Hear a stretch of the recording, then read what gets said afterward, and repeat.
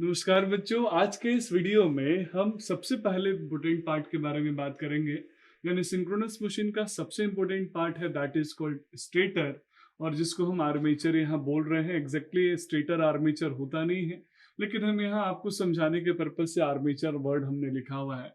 तो बच्चों यहाँ सबसे पहले समझेंगे कि स्टेटर होता क्या है। तो आप सब जैसे पहले भी पढ़ चुके हैं कि स्टेटर वर्ड से समझ में ही आता है कि स्टेशनरी पार्ट होगा, मीन्स एक ऐसा पार्ट होगा जो कि रुका हुआ स्टैटिक है, जिसके अंदर कोई भी रोटेटिंग पार्ट नहीं है। That's why this is called stationary और स्टैटिक। तो स्टेटर इस सिंक्रोनस मशीन का स्टेशनरी पार्ट होगा, और इसी स्टेटर के स्टेशनरी पार्ट के ऊपर हमने एक वाइंडिंग की हुई है, that is called stator winding, जिसको हमने आर्मेचर वाइंडिंग भी बोला। और यही रीजन है कि मैंने यहाँ स्टेटर के साथ आर्मेचर भी मेंशन कर लिया।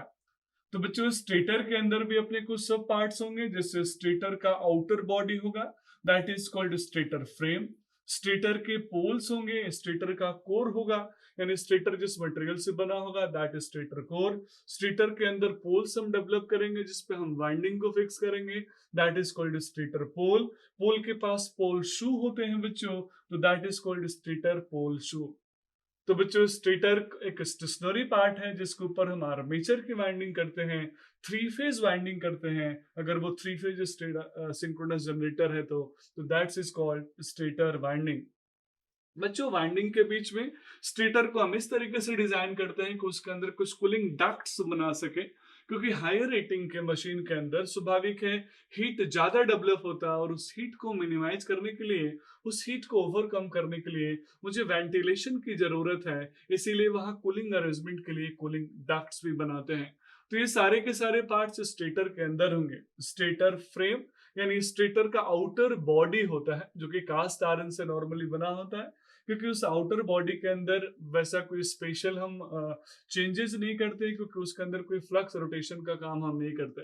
आपको याद होगा डीसी मशीन के अंदर जो स्टेटर यानी उसका जो फ्रेम होता है, उसके अंदर रिटर्न फ्लक्स पास होता है, जबकि इसके अंदर कोई ऐसा रिटर्न फ्लक्स पास करने की जरूरत नहीं है।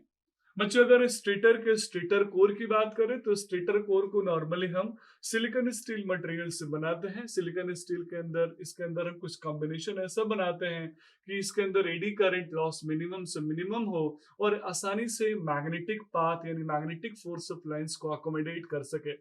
साथ में स्टेटर के कोर को हम इस तरीके से डेवलप करते हैं कि ये हमारे स्टेटर की वाइंडिंग को इजीली वाउंड कर सके, और फ्लक्स का ज्यादा से ज्यादा इंटरेक्शन ये स्टेटर की वाइंडिंग के साथ करा सके।